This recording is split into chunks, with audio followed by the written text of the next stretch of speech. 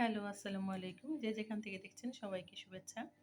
আমি আজকে গরুর দুধের ছানা তৈরি করেছি। এগুলি দিয়ে আমি স্পঞ্জের রসগোল্লা বানাবো।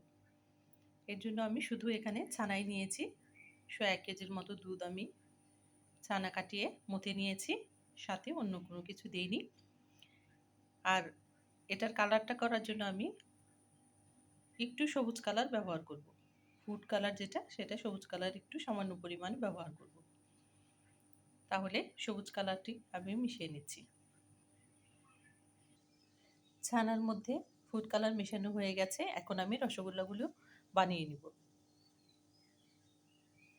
আর এখানে আমি চুলার উপর পাত্রে পানি দিয়ে দিয়েছি। ১.৫ কাপ পরিমাণ চিনি অ্যাড করে দিলাম।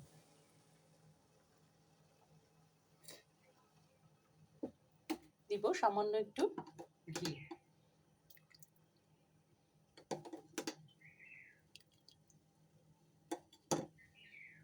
এটা ফুটে উঠলে তারপর আমি মিষ্টিগুলি এটার মধ্যে দিয়ে দিব। নামানোর আগে আমি সামান্য গোলাপ জল মিষ্টির রসে অ্যাড করে দিব। তাহলে আমি মিষ্টিগুলি বানিয়ে নিচ্ছি। সবগুলো মিষ্টি বানানো হয়ে গেছে। কালারগুলি কি চমৎকার দেখাচ্ছে। খেতেও যেমন সুস্বাদু হয়, রংটাও অনেক সুন্দর দেখায়। তাহলে আমি যে রসটা বা শিরাটা জাল করলাম সেটার মধ্যে এখন আমি একটা একটা করে মিষ্টিগুলি দিয়ে দিব। ১০ মিনিট সময় পর্যন্ত আমি এগুলি জাল করব। তাহলে চলুন, একটা একটা করে মিষ্টি এখন আমি এটার মধ্যে দিয়ে দিব।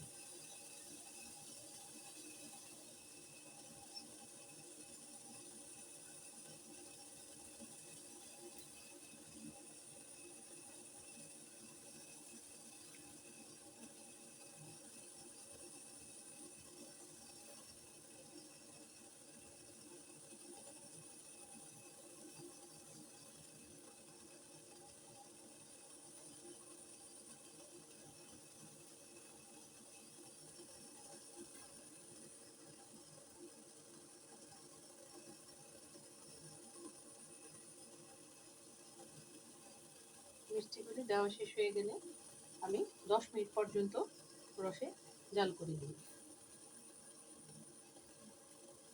মিষ্টিগুলি নরম তুলতুলে হয় শুধু ছানার কারণে। ছানাটা আমি ভালো করে মথে নিয়েছি। সামান্য ঘি আছে,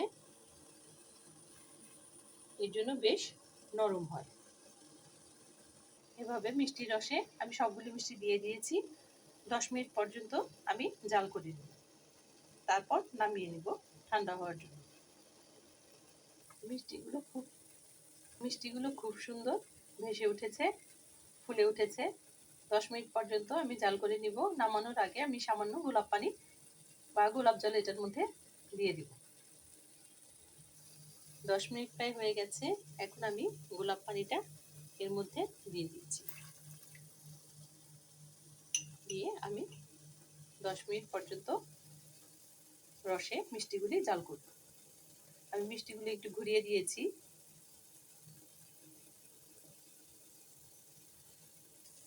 মিষ্টিগুলো আমি একটা কাঠির সাহায্যে ঘুরিয়ে ঘুরিয়ে দিলাম এবং ভেতরে কাঠি ঢুকিয়ে দেখলাম একদম ভালোভাবে সেদ্ধ হয়ে গেছে। তাহলে আমি এখন মিষ্টিগুলি নামিয়ে নিই। মিষ্টিগুলো হয়ে গেছে। এই পর্যায়ে আমি জাল বন্ধ করে দিয়ে এখন নামিয়ে নিচ্ছি।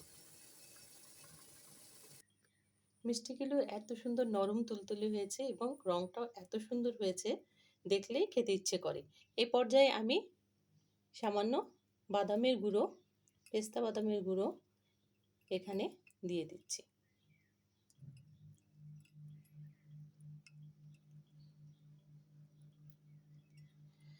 আশা করি রেসিপিটা সকলের অনেক ভালো লাগবে। ধন্যবাদ সবাইকে।